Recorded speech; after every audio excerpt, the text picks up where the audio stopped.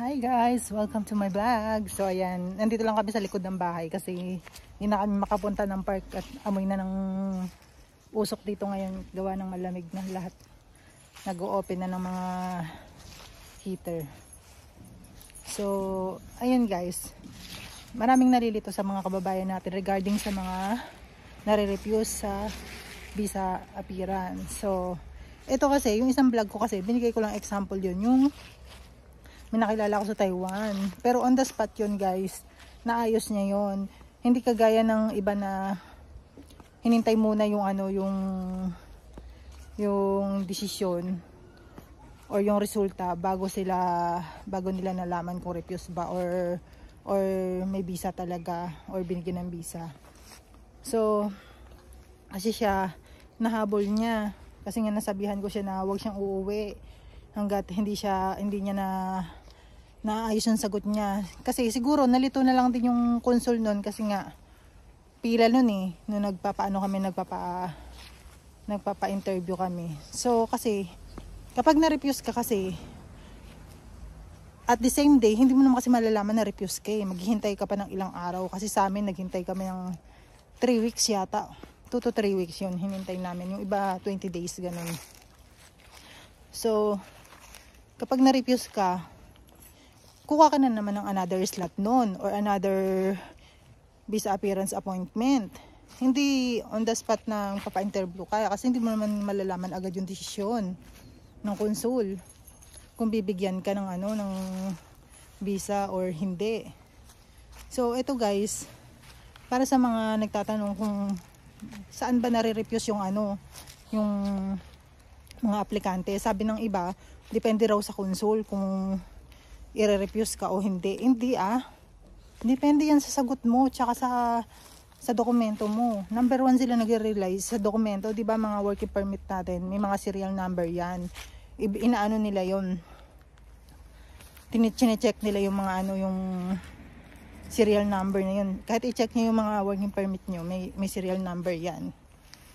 So, dun pa lang chine-check nila kung legal yung employer mo dito sa Poland. Kasi syempre maraming mga illegal recruiter ngayon. Kasi kapag once na binigyan kayo ng legal na na working permit, legal yung nyo dito, employer. Huwag kayong mag-worry. Tsaka as long number 1 talagang tip dyan, kung talaga nagpapa-ayos yung nagpa-process sa inyo. Sigurado yun. Tapos, yung iba naman, yung second naman, isa interview na bumabagsak kasi nga hindi nila nasasagot ng maayos yung question ng consul. Which is, lahat naman ng tanong ng consul, nasa dokumento naman natin yan guys. Kaya imposible hindi rin natin masasagot, especially nasa working permit, tsaka sa ticket. Doon lang naman sila nagbabase. Yung personal information mo lang, madali naman sagutin yun. So, minsan kasi yung iba nating mga kababayan is nabablock or kinakabahan, kaya hindi nila nasasagot ng maayos yung question ng consul. Which is, huwag kayong naniniwala na depende kung ibabagsak ka ng konsul or i-refuse ka. Hindi.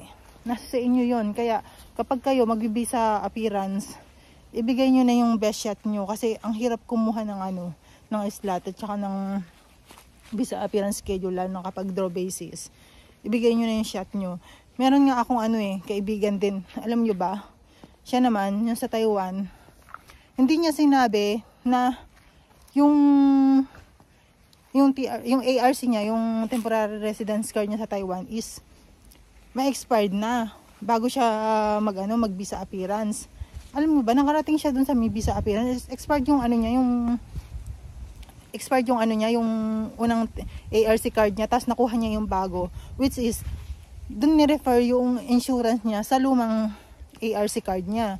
So, yung temporary card niya. So, nagka-problema doon. So, buti na lang nakatawag siya agad sa akin, tapos itinawag ko sa agency na nag-process sa kanya yung problema niya. So ayun, 1 AM dito, tapos basta 1 AM dito noon tumawag siya. Grabe. Tapos ginising ko yung nagpa-process sa kanya na agency. Naayos naman agad kasi bumili ng insurance online. Ganun lang naman kasi ang sistema. Kaya nga lang nagdoble gastos siya. Dapat kasi kapag mga ganung case, sasabihin mo sa nagpa-process sa'yo kung kailan may expired yung i-remind mo rin yung nagpa-process sa'yo. Kasi syempre marami aplikante yung nagpa-process sa'yo. Hindi nila yan matatandaan. Ikaw mismo sa sarili mo, magche-check ka din.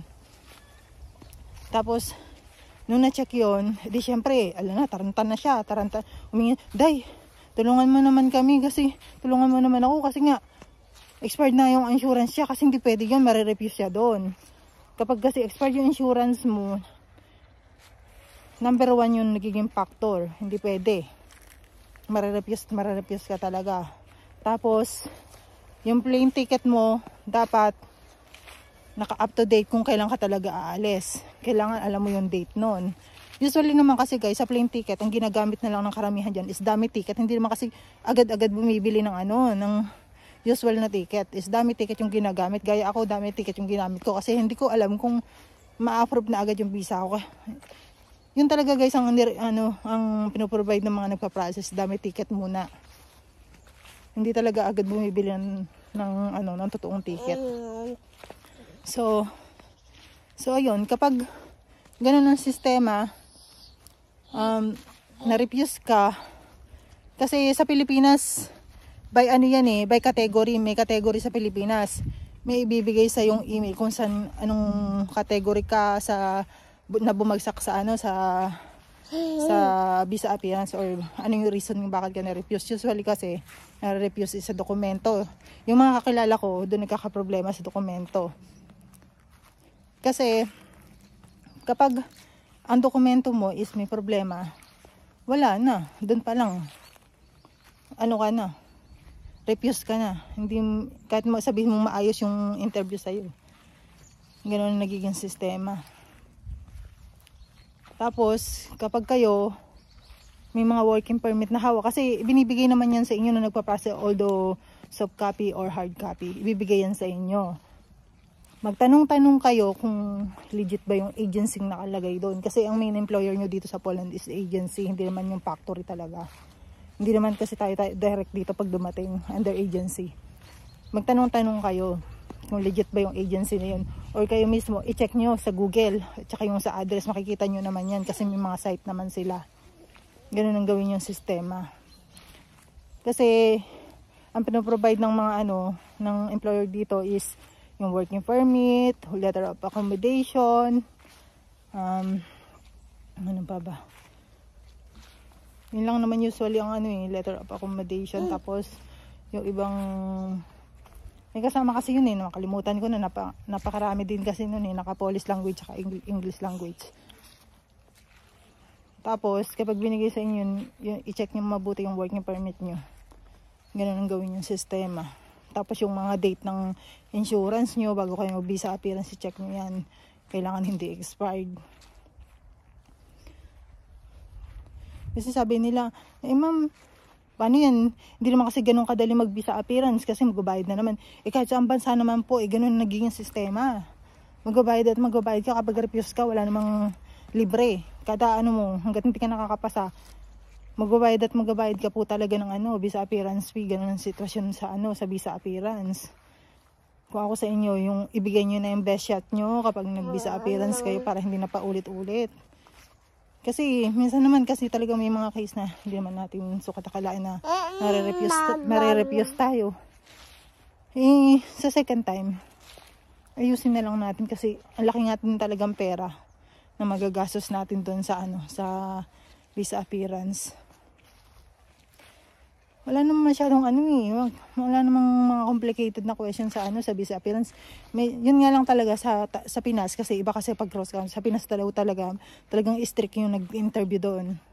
Sa Pinas, kailangan, meron pa mga case na kailangan saktong-sakto ibabayad mo sa kanya na na visa appearance fee. Yung hindi ka nasusuklian. Ganun doon. Kahit naman sa Taiwan ganun, pero hindi naman ganun ka-strict sa Pilipinas kasi basta sa mga kwento ng mga naggaling ng Pilipinas, grabe nga doon nag-i-interview sa Pilipinas. Kaya pag humarap tayo doon, talagang ibigay natin yung best shot natin. Ang dami namang, ako nga yung mga kaibigan ko, yung mga hindi mga sukat akala ay makakapasa sa interview, nakapasa nga sila ng Pilipinas what more pa kaya yung mga confident talagang alam mo talagang makakapasa. Yun, galingan nyo kasi Ako meron akong isang kaibigan, ako nga, talagang siya mismo nagkwento sa akin, nasa Paris na yun, sabi niya sa akin, ay naku be, hindi ko nga alam, sukat akala, ano makakapasa ako, kasi syempre, yun kasi kapag tinanong mo nabablanko, so yun, nakapasa siya, kaya guys, kapag kayo nag-interview ng visa appearance, good luck, sikapin wag tayong nervousin, at kailangan focus lang tayo para makarating na kayo dito, kasi ang hirap din kumuha ng islat, huwag nyung sayangin, ang hirap. At saka yung iba nga kasi inaabot talaga ng 5 months bago kumuha ng islat. Ang hirap. Pero mas okay na yun yung kumukuha ng islat kaysa draw. Kasi sabihin ng yung iba kasing ano natin kababayan, puro reklamo. Ma'am, ang hirap ng kumuha ng islat. Wala, hindi natin control yung pagbabago ng Poland. Kaya magtiyaga po tayo. Makakarating din dito. Makakarating din kayo dito. Tiyaga lang, patience lang talaga. So, ayun guys. Thank you for watching. Bye. God bless us all po. Good luck.